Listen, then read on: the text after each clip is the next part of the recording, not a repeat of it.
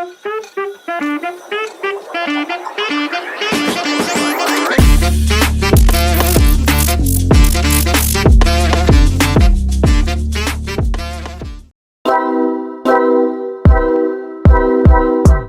kabayos! I hope you're having a good day and a good time kasi we're back at it again sa isang podcast sa pinamagatang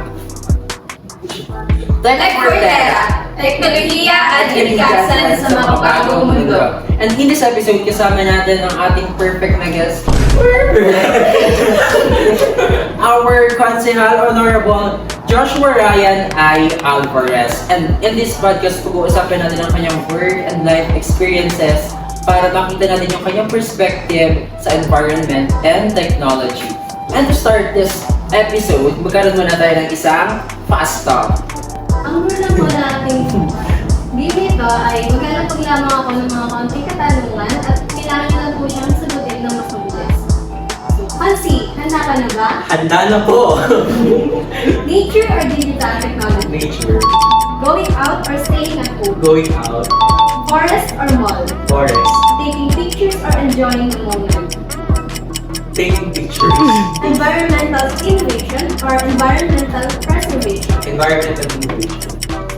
Why environmental innovation? Parang kaya naman natin integrate yung preservation kapag may innovation. So alam naman natin ang part ng development, kailangan may innovation na ginagawa sa environment. So kung mananatili tayo sa preservation, syempre mahalaga preservation and conservation. Pero kung may innovation, dapat meron preservation and conservation. Ayan. So, since nakilala na natin si Policy na kaunti, syempre we are wondering kung paano nga siya nakarating sa kanyang position right now. So, Policy, paano po kayo na pumasok sa inyong committee? Kayo po ba ay itinalaga or voluntary? Actually, after kami manalo na konsehal, binigyan kami ng listahan.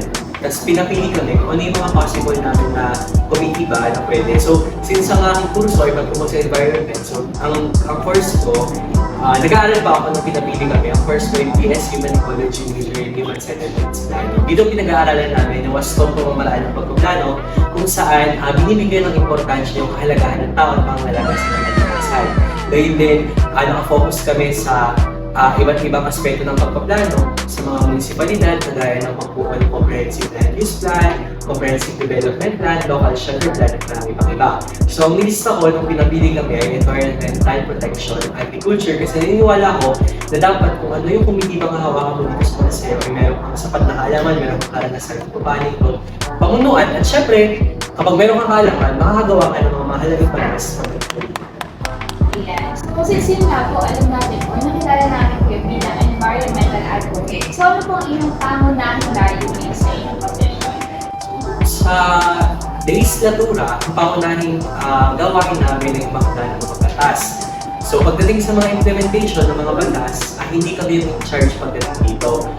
Kami lang dito ay nagsasagawa ng mga public hearing, committee hearing. So bago ka makapag-aproba ng isang batas, kailangan, syempre, ikaw mismo gagawa ka ng batas kung saan gusto. So kagaya ko, ako ay sa Committee ba ng Environment. Ako yung gumagawa ng batas patungkol sa environment, sa agrikultura, sa science and technology, public works. So ayun, paggawa namin ng batas, pinapasa namin sa secretariat, pagkatapos gagawa kami ng pagpupulong kung saan ang lahat ng miyembro ng konseho ay attend. So magkakaroon ng mga revisions, suggestions sa ginawa kong batas. Pagkatapos, ihaharap namin ito sa publiko para malaman ng publiko kung ano nga ba yung kahalagahan ng batas at kung ano pa yung maaari nilang maidagdag na kaalaman sa amin. Siyempre kami, naglilingkod, hindi lang naman namin alam lahat. Pero kapag may mga iniimbitahan tayo ng mga membro ng governmental organization, mga sectoral groups, mga barangay, nagkakaroon sila ng mahalagang input na makakatulong para magbuo ng magandang isang ordinansa. So yung pangunahing trabaho bilang konsehal at ang kumitiba ko ngayon sa environment, magda ng mga batas patungkol sa kalikasan. Pag ano po, yung ang goal nyo mismo ay yung sa paggawa ng batas, pero nagkakaroon po kayo ng hands-on activities na para sa environment. Yes. Like ano po? For example, sa ating municipal government, nagkakaroon tayo ng Arbor Day June. Tapos kapag November, recently lang, last week, nagkaroon kami ng, last Tuesday, nagkaroon kami ng tree planting activity kung saan part ito ng celebration ng National Environmental Awareness Month. So, sineselebrate ito tuwing November. Okay. If ever po, willing po ba kayo sa Committee ng Agriculture na makipag-collaborate? Halimbawa po, sa amin kasi, as science major, ano din talaga kami, environmental advocates. Like, pinapromote namin halimbawa kalinisan, matuto tayo na i-preserve yung environment, kahit may technology, huwag kalimutan yung kapaligiran. If ever po, willing po ba na makipag-collaborate halimbawa yung government saka yung school para halimbawa sabay-sabay sila mag-tree planting sa isang lugar, Pwede naman. Actually, magre-request lang kayo kay Metro kasi pagdating sa mga ganitong activity, hindi din sa amin ito. So sa munisipyo, meron tayong opisina sa Metro, yung Municipal Environment and National Resources Office. So doon kayo mag-request kapag meron kayo mga activities pa sa environment, tapos invite kami, invite kayo, collaboration. Alam ko, nagkakaroon na ng mga series of tree planting activities na meron mga estudyante na involved. Pero sa part ko naman, matutuwa ako pag, for example, magkakaroon ng lecture kasi ako yung speaker. Yun yung parang kaya kong i-offer sa sarili ko na ako yung magre-lecture. Ano nga ba yung kahalagahan ng pangangalaga sa kalikasan sa modernong panahon? Tapos, ano nga ba yung epekto ng changing ng technology, diba? Rapid changing ng technology sa pangangalaga sa kalikasan? At syempre, ano nga ba yung kahalagahan ng sustainable development na alam natin? Syempre, meron mga epekto din sa environment, pero sa future, makikita natin yung importance ng mga proyekto na makikinabang ang buong bayan sa susunod na henerasyon sa mga habang. Okay po. Sa tingin niyo po, anong mas mahalaga? Or saan kayo mas gusto niyo side? Pangangalaga ng kalikasan or pagsusulong ng technology? Siyempre, pangangalaga ng kalikasan. Pero, sabi ko nga kanina, kaya natin i-connect yung pagsulong ng teknolohiya sa pangalaga sa kalikasan. For example, part ng modern technology yung development ng mga iba't ibang machineries na alam naman natin na sobrang effective siya and effective at malaking tulong sa komunidad, lalo pagdating sa agrikultura. Diba? Alam natin na part ng environmental protection ng pangalaga sa agrikultura o yung pagpapalago ng sektor ng agrikultura. Diba nakita naman natin na kapag merong technology, merong innovation, merong produkto, diba? Kung ibabagay ko siya sa kurso kasi namin, nagpo-protect kami ng kalikasan, pero gumagamit kami ng technology, paano? So, ang major ko, human settlements planning. So, tinuturuan kami kung paano magmamahal. Halimbawa, ito, residential area, commercial area. So, ayun. Tapos yung mga flood-prone area. For example, dito sa Paele, kaya kong i-flat kung ano mga bahay yung maapektuhan kapag mayroong bagyo, pag bumaha. Kapag bumuho yung lupa sa bundok, kaya kong i-flat. So, part yun ng technology, di ba? So, meron tayong technology, magagamit siya para widen yung knowledge ng tao, di ba? Kasabay ng pag-protect sa kalikasan at sa buhay ng tao. So, yun yung kanina ko sinasabi na sa amin pinag-aaralan, ano nga ba yung kahalagahan ng buhay ng tao at ang pangalaga sa kalikasan at paggamit ng technology. Ayun, so since alam naman po natin na talagang isa po kayo sa nangangalaga po ng kalikasan natin at kasabay nga po ng pagdagana po talaga ng impormasyon gamit po ang teknolohiya. So, sumasang-ayon po ba kayo na ang teknolohiya po ay isa po sa nagagamit natin para po makapagpalagana po tayo ng mga impormasyon na naaayon po sa agrikultura, kalikasan, ito paliguan po natin? Yes, kasi alam naman natin na sa internet, di ba, one example ng technology ng social media. Evident naman na sa social media makikita mo lahat. Sa TikTok, sa Facebook Reels, sa Instagram Reels, di ba? Kung gagawin natin technology para mag-spread ng awareness, effective.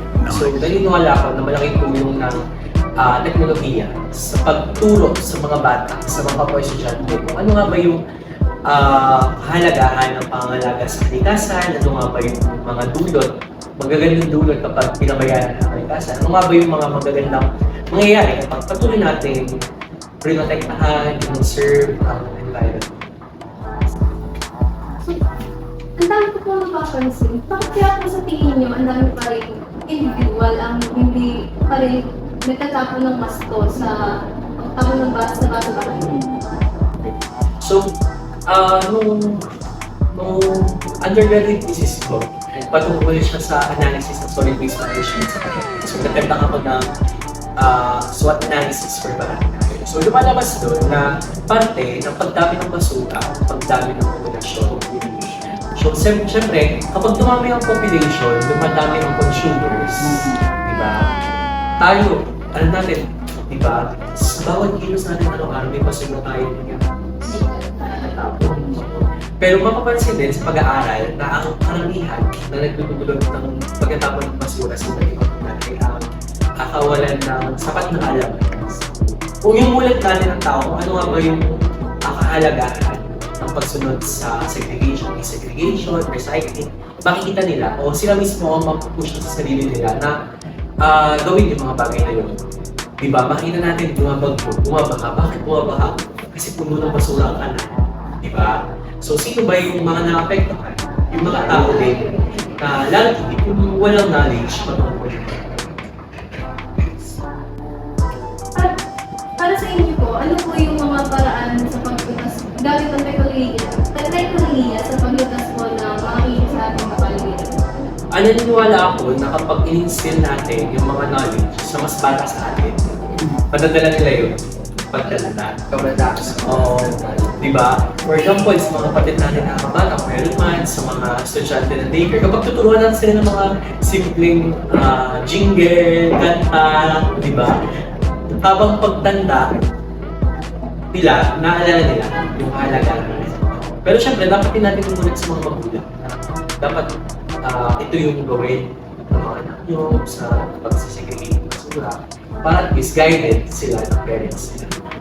Pero ano po, syempre, i-educate natin yung kabataan. Pero dun sa amin po, in case namin, kasi ano din nakasangwit ng kabataan as a. And isang problema din, meron kasi kaming court, isang problema is makalat talaga siya. Every time yung gagamitin, super kalat. Ayan, makalat siya. Sabi ko din sa walang name drop, sa isang SK, what if mag-seminar tayo? Sabi niya, huwag na daw mag-seminar, hindi yan gagawin na kami. Nasalan mo pa yan ng ama namin. Ayan! Speaking of seminar, naalala ko, bago ako sa Maraming Konsehal, SK chairman ako sa Maraming Konsehal. Mahilig ako dito, siguro aware naman yung mga taga-Paite, mahilig ako dito gumawa ng programa na tayo ng quiz. So dati nagkaroon ako ng liga, pero tinitle ko Kaliga sa Oo, di ba? Parang lahat magsasali sa liga required umattend sa seminar patungkol sa environment. Ay! So hindi ka makakasali sa basketball, volleyball kung ang attendance mo sa seminar wala. Di ba? Kahit alam natin na hindi naman may karamihan, pero at least nag-e-effort tayo na matuto ang tao. Sinusubukan. Muli kami po ang science major along with Konsehal Oyo. And that's it for Tech for Terra. Ginagawa kayo.